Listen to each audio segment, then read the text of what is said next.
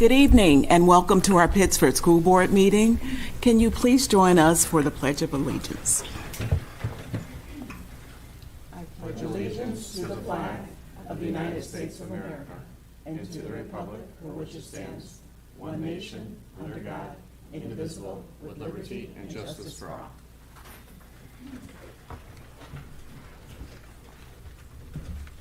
The meeting is officially called to order, and may I ask for approval of our agenda? That would be Renee and Dave. Thank you. Okay, all in favor? All opposed? The ayes have it. Thank you. The agenda is approved. And our first presenter will be Patrick Irving, our athletic director. Thank you.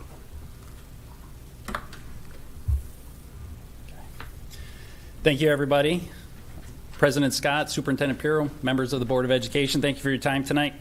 I'm excited to present our final draft of the Pittsford Athletic Handbook. This is a culmination of a lot of work this past year, my first school year, and we're excited to present, get feedback, and happy to answer any questions. So the agenda for tonight, I'm going to introduce the process, talk a little bit about each section. I believe you have a copy as well, too. Discuss how the athletics handbook will be utilized and publicized to our community, share the process for updating, and really share the benefits to having an athletics handbook, and then take questions at any point and at the end of the presentation. So our athletics handbook, this is our cover. Really how this came to be, this was part of my entry plan when I came to Pittsford last summer. It's a big goal for me personally, but also our department, our coaches. It was part of my entry survey with coaches, wanting to have a guiding document on top of our district guiding documents, and we're excited in the position that we're at right now. We gathered a lot of stakeholders, students, coaches, our BACs, community members, administrators, and Booster Club members for their support and information as we were building this together. As I said, we surveyed coaches. We reviewed a lot of other districts' athletic handbooks. And then we used the student athletes. I had a small group of student athletes as we were forming our table of contents, and then started fleshing it out as we got to our larger group. So they were incredibly helpful. So different sections in this handbook. If you see in the beginning, there's a message from myself. And there's our athletics philosophy that's steeped in the district philosophy, our core values, and a lot of the links that are embedded within this document revert back to the website, revert back to the district mission, the vision, and the core values of Pittsford. So we're really excited about that. Our athletics program structure, as you go through the document, starts talking about what it means to be a varsity student athlete, a JV student athlete, a modified student athlete, and then we highlight our unified program as well too, and give some broad language to all those. And to be concise, as our student athletes go from modified to varsity, we emphasize skill development, commitment to the program. We talk about additional days and expectations that come as you advance through the program. So it provides a nice structure for our student athletes, for our community, for our coaches, as our student athletes go through the program. We also talk about participation in athletics. There you'll see links for our online registration.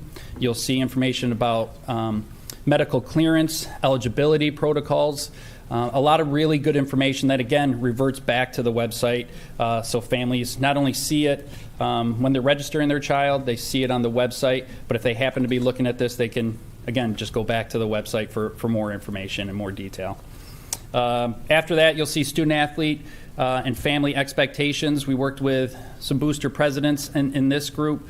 A lot of boosters are incredibly helpful. We're doing a lot of work raising funds, getting students involved in voluntary activities, which has been great. But they were asking about, what does the athletic department actually need? What can we use these funds for? So we wanted to shape that and frame it a little bit to give them some guidance, give them kind of some parameters of what they should be working towards, so we're not duplicating our budget with the budgets that they're raising.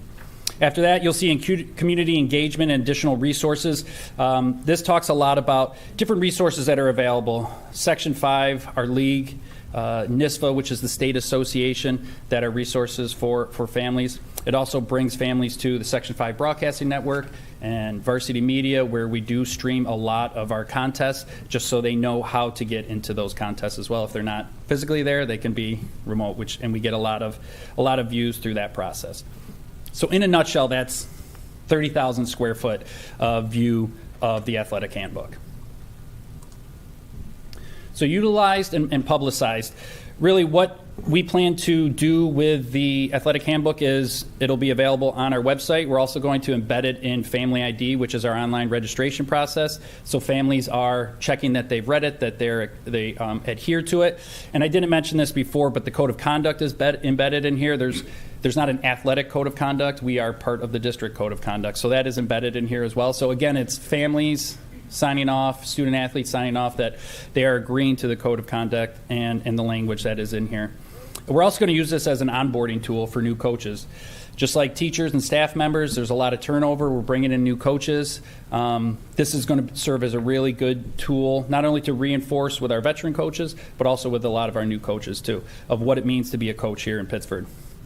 As I said, we'll embed it in Family ID, and we'll use it for promotional resources, whether it be social media or on our website, so our community has access to it. And we plan to review it annually. The nice thing about having a document like this is, as the years continue, we learn more. It'll evolve, it'll expand, and it'll help reinforce our district vision and mission through athletics. And our plan is really to keep these small stakeholder groups available and continue to survey them, speak with them in small groups of how this can improve. And as I said, as we learn a little bit more, make this a stronger document. And the benefits, really, and I've kind of highlighted it already, is remaining committed to our district vision and mission and core values, sharing links that families can learn more, going back to the website, and really communicate the desire of the department and expectations, so that everyone is aware of what it means to be a student athlete, be a family of a student athlete in our community. And really, I see it as aspirational. I think it's important for us to say, this is what it means, this is what you should expect when you're in any program within our district, and it's our job to really meet that expectation. So I see it as aspirational for myself, for our coaches, and everybody who works with our student athletes in our community. And then this is just the language that's on the back page. It's a thank you to all the stakeholders that helped create it. And it's also just our reassurance to them that this is a living, breathing document that will continue to evolve, and will continue to amend it and update it. And before I take questions, obviously I want to thank those groups. I want to thank Nancy Wayman's office, who was really helpful in drafting and formatting this. I'd also like to thank, we had 3 student athletes that served as photographers this year. It's where we got a lot of these photos. Ellie O'Connor, Griffin Rizzi, and Emily Eichinger were the 3. A lot of these photos are through them, so I appreciate their hard work and their addition to this. Questions? Are there any questions? Yes, Sarah? I didn't have a question, just a comment. I just want to say I love this, so thank you for putting this together. I think it's very comprehensive and very user-friendly, so I'm looking forward to using it as a resource myself. Great. No, thank you very much. I would just also add, Patrick, all right, so I couldn't log in and now my microphone's not working, but do I still work here? Take a hint. I also would just like to share with the board some other things about your first year. In addition to the Athletic Code of Conduct or handbook, you've really worked closely with coaches and athletes and others around our expectations specific to citizenship. You've been involved in several restorative pieces of work. I've counted on you to work through some real delicate situations with some behavioral incidents, and you've done so beautifully. You also, I believe, had some real big coaching positions to fill. Football at Sutherland, football at the Sutherland and Mendon, boys basketball, ice hockey. and others. But you've also streamlined our incident management reports. Yep. So that they go directly to where they need to go. So it's quicker, it's more concise. And then the introduction of your emergency action plans have been something new so that everyone understands what the procedures are and the protocol is, and especially with the new law relative to the use of AEDs and being trained. And by the way, you also trained several people in CPR and first aid this year. So beyond this work, thank you for all you've done our first year as athletic director. Thank you. I appreciate it. Thank you. Thank you. And Patrick, on behalf of the entire board, we want to thank you for this valuable resource that you provided for our families and coaches. Thank you. Thank you. Thanks for your time tonight. Thank you. And next, we will have our annual, as part of an annual public hearing, a code of conduct presentation. No? Good evening. Less of a presentation and more of just highlighting a couple of things that you'll see in the updated Code of Conduct, which is in the board packet. And it's also posted on the Student Services page on our website and will be for 30 days prior to the next board meeting, so the community can reach out with any additional feedback. So in addition to the date changes, there's just a couple minor changes, one giving some more latitude around minimum periods of suspension for principals that you'll see, and then just some additional protections for students, and a little more clarity around some of the level 3 different behaviors and responses. Thank you, Shana. And thank you for the updates to the names and contact information. We appreciate that. There's also information as part of our packets regarding the Emergency Preparedness Guide.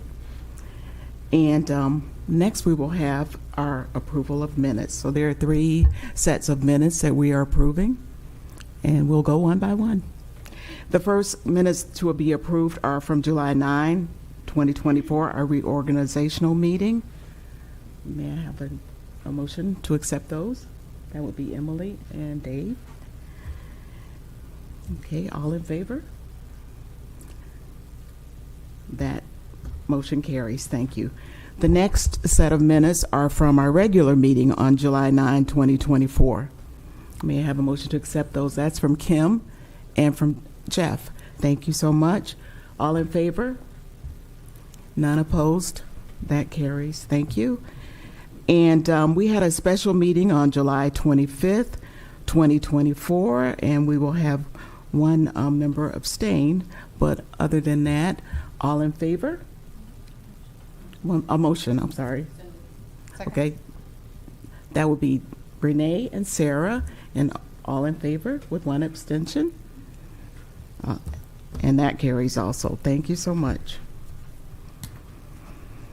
And we have some exciting work ahead of us. Beginning in September, there will be Monroe County School Boards Association meetings where each of us have a part or a role on varying committees there. Other dates to remember are our all-staff orientation is September 3rd, 7:45 at Minden High School. By a show of hands, I hope we can attend. Some of us can attend, most of us. That is my first day of teaching. We So understand. I will not be there. Please send my best to everybody. We understand. Thank you, Renee. Okay, and our schools open on September 5th. How exciting is that? And our next regularly scheduled board meeting is September 10. Thank you. We will move to our financial report from Mr. Vespi. All right, very good. Thank you. For your consideration, first is an amended fund balance management and reserve recommendation. As we went through the preliminary audit, which concluded the first week in August, we had noticed that in June, we didn't make mention of the tax certiorari reserve. Last year, we did that in April. We talked about it. We really hashed it over in terms of a settlement, but inadvertently left it off. And so the timing was such to do an amended version of that first. So it's important that that action be taken first before we can set reserves and then eventually the tax rate. So there's two things that were amended. One is for more transparency in terms of the total amount of the transportation reserve. We put it in the resolution that voters approved, but then put an up to of $3 million in additional funds. So from an audit standpoint, it was just better to combine the two. And so that was a change even from past practice. And then the second one was the recommendation to fund the tax tertiary reserve. We have seen a number of new claims come in. I'll make some comments about that later in our discussion. But I do think it's important to now that we've reconciled that, to add some money for potential liability in the future. Thank you, Mr. Vespi. And now may I entertain a motion for the amended fund balance management and reserve resolution? It would be Sarah and Renee. Thank you. Are there questions? Hearing none, all in favor? Okay, the motion carries. Okay, next for your consideration is the budget transfer request for career award. Both of these have to be voted on separately, but both exceed the amount that I'm authorized and our normal end of the year budget transfers for actual expenses as they're reconciled during the audit period. Okay, may I have a motion for the budget transfer request for career award accrual as of June 30, 2024? That's from Dave and Kim. Okay, questions? All in favor? That motion carries. Thank you. And then next, for your consideration would be for a transfer for the local show for special education summer school programming. This is unique. I'll say a few extra words on this one. So we're always delayed by 2 years in terms of rate setting, and what we're finding is that what we allocate from the local share of the budget isn't keeping up with what the state is approving. This is a very common practice statewide. So what we've talked about, just really at a high level, is to reevaluate that and start setting aside some additional funds in our regular budget as we're waiting for, again, a 2 to 3 year delay in what the state's going to actually reimburse us. So that 20% share that we set aside has to increase going forward. So this is a transfer to cover the difference between what we budgeted and then what's actually been trued up as we get that information from the state. Thank you. May I have a motion to approve the budget transfer request for transfer local share special education ESY? That would be Emily and Jeff. Thank you. Any questions? Hearing none. All in favor? That motion carries. Thank you. All right, thank you. Next for your consideration is the standard year-end transfer to reserve funds. Again, already highlighted that during the budget process and what we thought as part of the property tax report card. We talked about it at our audit committee meeting. This is the final recommendation for reserve funding.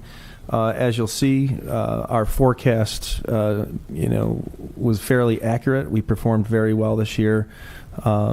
Again, those additional sources of revenue from sales tax, from interest earnings, and then on the expense side, the offset of federal dollars really helped us to perform well. I wouldn't expect to see this type of year-end performance going forward.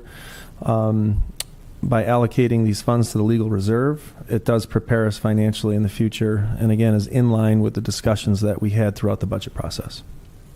Thank you, Mr. Vespi. May I have a motion for the year-end transfer to reserve funds? That would be Sarah and Renee. Thank you. No questions, or if any questions? Thank you. All in favor? The ayes have it. Thank you.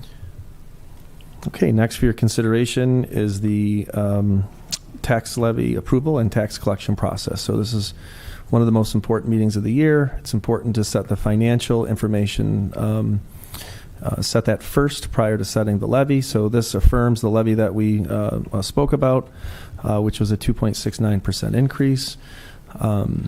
People get lost in the percentages. The good news is after factoring everything, there's 3 parts to taxation and setting the tax rate.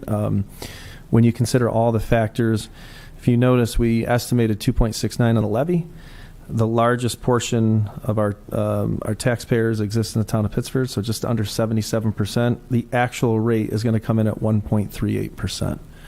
Right, so that doesn't mean anything. What it means is you have to look at your assessment and see how that individually impacts you. But the rate itself is lower than what we expected with a levy, which is common.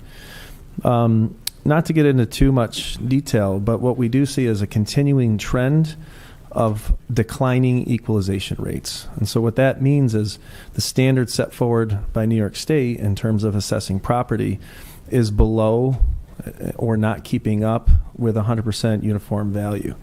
Again, you can't say that's a good thing or a bad thing. All I can tell you is mathematically, it typically has the reverse impact on the tax rate. So because some towns had higher assessment increases, there wasn't really an impact. Towns that had a falling equalization rate and not an offset in assessment, those percentages in some of the smaller portions of our towns are higher, as outlined in the handout. This is something that we do have to keep a close eye on. As you recall, when we look at commercial properties in the district versus residential, this largely impacts the residential sections of our district. And from a commercial perspective, we see more situations where that's being looked at. Hence, one of the reasons to look at increasing the tax surcharge reserve based on the number of cases that we potentially see. So it's kind of a mixed message in terms of what it is. I just state the facts. Overall, that's what the tax rate is, and we're recommending that that levy be approved and set the rate. The other, and this is probably the most important thing, is after the board takes action to sign the warrants that we have, where each of you sign the warrant for each of the towns. So lots of signatures after this. Thank you. Thank you. May I have a motion to accept the tax levy approval and tax collection process? That would be Kim and Renee. Thank you. Any questions? Okay, all in favor? The ayes have it. That motion carries. Thank you. All right, thank you. Next for your consideration is the annual approval of transportation contracts. This is the last year of an extension with Transpo. There's also a contract approval next with BOCES. This is still necessary where we don't have enough drivers to cover all of our bus runs. So we're still up about 9 contract runs. BOCES is pretty typical. We'd like to hire additional drivers and try to complete these routes with our own drivers. So we'll continue to look at this. I spent a lot of time talking about this in the budget process, so I won't belabor it, but this is the approval of that contract so that we can execute those agreements with the outside contractors. Thank you. May I have a motion to accept the student transportation contract, Monroe number 1 BOCES? That was Sarah and Dave. Thank you. Any questions? Hearing none. All in favor? That motion carries. And then next is for the consideration for the contract with Transpo. Thank you. There's a motion to accept the student transportation contract, Transpo Bus Services, LLC. Renee and Emily. Thank you. No any questions? Hearing none. All in favor? That motion carries. Okay, and finally, for your consideration is the declaration of scrap equipment. It's always good to see this on the board agenda because that means we are cleaning things out and hopefully either auctioning them or scrapping them for some money or just throwing them out because they need to be removed so we can increase storage. So thank you very much. Thank you. Is there a motion to accept the declaration of scrap equipment for JRE and food services? It would be Renee and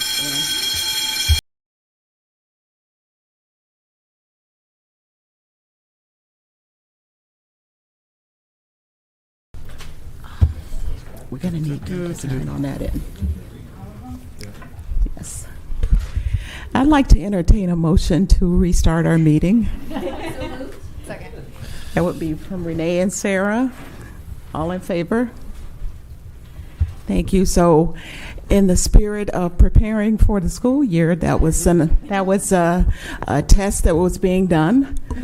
So we met the standard and went out there and observed the fire alarm alert. So, as we return to you, we want to begin with our Human Resources report from Mr. Clark. Thank you very much. First for your consideration is the professional staff report. We have 1 administrator correction of probationary date and title, 8 certificated staff appointments, 9 certificated staff salary corrections, 1 teacher center director appointment, 2 SRP appointments, 1 increase in hourly pay for our claims auditor, 2 certificated staff resignations, 2 SRP resignations, 1 termination due to position elimination. We have fall coaching salaries and volunteers, and we have substitute appointments. Thank you. May I have a motion to accept the professional staff report? That would be Jeff and Dave. Thank you. Are there questions? Hearing none, all in favor? And that motion carries. Thank you. Thank you very much. Next for your consideration is the support staff report. For your consideration, we have 3 clerical appointments, 1 transportation appointment, 1 custodial appointment, 1 custodial resignation, 2 food service worker resignations, and 1 food service worker resignation for retirement. Thank you. May I have a motion to accept our support staff report? Sarah and Kim, thank you. Any questions? Hearing none, all in favor? None opposed, that motion carries. Thank you. And next for your consideration, we have the revised food service handbook, which is a result of, we have a new food service manager who has had time now, a year in working with the handbook, and just made some revisions and updates accordingly. Thank you. So may I have a motion to accept our revised food service handbook? That would be from Emily and Kim. Thank you. All in favor? None opposed, that motion carries. Thank you. Thank you. And finally, we have memorandums of agreement on the consent agenda. Thank you. Thanks. Our next report is from Ms. Woods, our special education report. Good evening. The Committee on Special Education and Preschool Special Education recommendations are on the consent agenda. Thank you. And next, our superintendent's report, Mr. Perro. Sure. There will be a need for an executive session to discuss pending litigation for your consideration. Yes. May I have a motion to accept the call for executive session? Sarah and Dave. All in favor? That motion carries. Thank you. Just for the purposes of those watching tonight, annually at this time, we do have public hearings specific to the Code of Conduct and our emergency preparedness guides. Both of those will be posted for 30 days, and if you have any feedback or questions, please send them to the board clerk, Deborah Carpenter, and we will address them accordingly. Typically, when there are major changes, we would provide a full report to the Board of Education, but since there are very subtle changes, there was not that need this evening. We also have, for your consideration, a field trip approval to Montreal, Canada, for our French and Latin students at Sutherland and Mendon High School. Thank you. May I have a motion to accept our field trip approval for the Montreal, Canada, for French and Latin students at Sutherland and Mendon High School? That would be Emily and Renee. That's good. Thank you. Any questions? No questions, just comments. As I was looking through, obviously the descriptions that the teachers filled out, and then all of the additional information coming from this travel company, it really was impressive to see how all-encompassing it was, whether it was for security at night, the insurance. It really was nice to see everything in one package, very clearly stated. So kudos to finding this company. It looks like an amazing trip for our kids. Thank you. Okay. So, I'm sorry. I think, did we vote? Something? All in favor? None opposed, the ayes have it. And a special thank you to for a $3,000 gift to our Jeff Road Elementary School to fund the school field trip to Challenger Mission for our third graders. So thank you for that. Oh, I don't have my glasses. So for our fifth graders. 5,000. 13,000. Okay.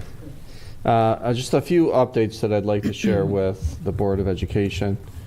First, I want to thank you for the conversations that we had at our board retreat. So for the community's knowledge, we had a workshop this summer where we were with all different types of stakeholders, and the topic was around primarily how to have the best culture possible within the Pittsford Central School District. And then we met again to review Board of Education goals and other things that we would talk about as we think about preparation for the following year. One of the things that we discussed, and I shared this morning at our administrative retreat, was the concept of exploration of what we're going to do with cell phones. So prior to this summer, we've read a lot of articles independently and collectively around the role cell phones have primarily for students within our organization. And it was really interesting as we looked at the articles. There were some themes that went through the articles, and I would say the only one I'm unclear about, because there's conflicting information, is kind of where parents fall on whether or not they would support this or not. So I'll give you a few examples of some of the data that we've pulled from articles. 7 in 10 high school teachers say that students are distracted by cell phones, and that becomes a major problem in their classroom. 2022 study of almost 11,000 parents with a child in school. 61% of them felt that they would support banning cell phones from the classroom. However, today there's another article, another set of data that shows the majority of parents that do not want schools to lock up their students' phones are primarily because of emergencies and to coordinate transportation to and from school, primarily after school. There were 210 principles published in the Journal of the American Medical Association, and showing that 90% supported restricting student cell phones in school, and 86% believed it harmed them academically. Parents and principals who are in favor of banning cell phones in classrooms argue the district students, the students have a diminished sense of focus in the classroom and collectively throughout the day. They're concerned about their access to questionable content. They're concerned about the level of cyberbullying during the school day, other disciplinary issues during the school day, concerned about physical and mental health issues that are connected to cell phone use 24/7, a little bit around encouraging cheating and potentially exposing children to predators during the school day. And I think most of this is in the less structured areas. So thinking about study halls, thinking about lunches, thinking about recess, etc. So we've been looking at a lot of data, and another piece of data, I think the final piece that I'll share here is a 2022 Pew Research Center study found that 98% of teens between 15 and 17 and 91% of teens between 13 and 14 have access to a smartphone. In the same study, 46% of those teens said that they're online almost constantly, with 36% confessing they spend too much time on social media. So I think our collective jobs, all of our jobs, is to take a step back and look at, from a real practical level, are cell phones helping our students during the school day, or are they harming them, or is it somewhere in between? And we need to figure that out. So given that this is a change of this magnitude, we agreed that our next steps would bring it to our principals during a retreat and kind of slow roll feedback, so assessing what's happening at the buildings at a very practical Pittsford level, analyzing behavioral referrals, and then discuss how to obtain feedback from our parents and teachers. And at the same time, reaching out to schools that have already discontinued the use of cell phones and discuss their results and what worked and what didn't work, so that whatever decision we make, we land on our feet. So recognizing this is kind of a third order change for us, but also recognizing that at the high school and middle school levels, the cell phone use has a lot of restrictions to it currently. So I guess I just want the community to recognize that this is a topic we will be communicating about, a topic we'll be reaching out for feedback, and we'll be bringing in stakeholders at different levels to make the best decision that we can for the benefits of our students. This morning at our so I'll just pause there for a second actually. Is any comments from the board around that? Did I capture that okay? Thank you for Okay. your leadership on that. This morning we had an all-district meeting. We had the poor administrators. We had 26 agenda items, and those were the most crucial things that we thought we had to communicate before the start of the school year. One of the things that I shared with our administrators was our concern, my concern, should be our collective concern about this year's presidential election, including the time leading up to it, the election results, and the time after the election. I shared that I will be sending messages to staff and families early this fall that will reiterate our belief that in public schools, our job is to teach students how to think, not what to think. This means that our employees should not be involved as people in power in front of students, influencing students who to vote for by sharing their personal views. Rather, they should be focusing on the issues, policies, philosophies. This will be followed up with professional development at our all-staff superintendent's conference day in October. We also discussed that one could supplant the elections that we're focused on right now with anything controversial, as all of us need to do a better job finding a way to be civil in our discourse and be able to talk about controversial matters in a way where we can hold our heads high, recognizing that we're modeling things well for our students. And this needs to trickle down to our students too, so they can see adults doing it, they can practice it, and understanding that we have difference in opinions, period.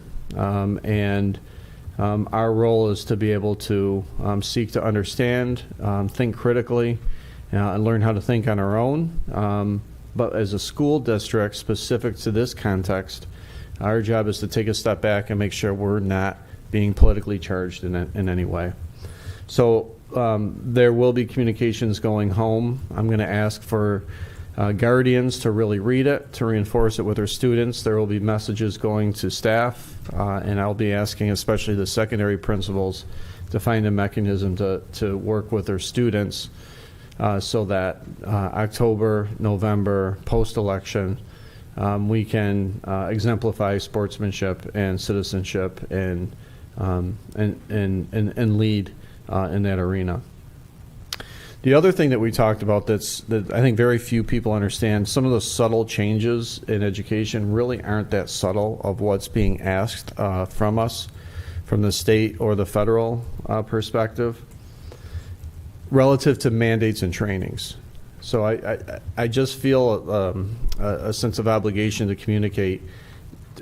Teaching and leading is becoming more difficult every year because I feel that there's things that are continuously added to our plates. Prior to this year, we were responsible for training on things like bloodborne pathogens, hazardous communications, and dignity for all students. Added to that list now is sexual harassment, which needs to be done by the end of September, workplace violence prevention. NICED also just put in for regulations that all of our staff need to be trained on student physical restraint requirements. And then we also, as all of us being mandated reporters, have to, again, take another training on what that means relative to child abuse and what needs to be reported, which is about a 2.5-hour training on top of the other 6 trainings. And my only concern, my worry in all of this is a lot of extra.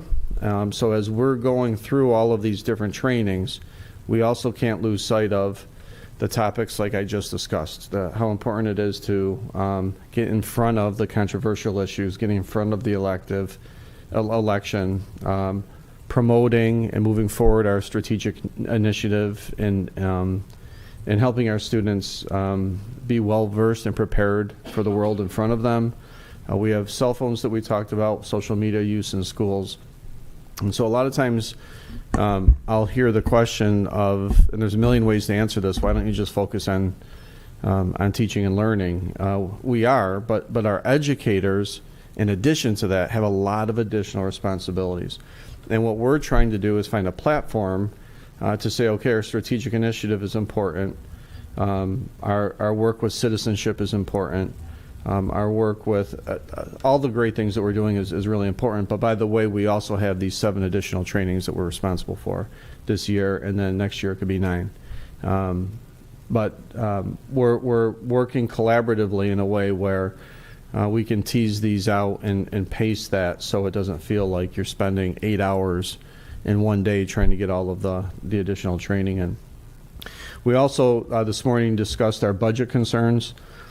Simply put, we have more money going out than is coming in.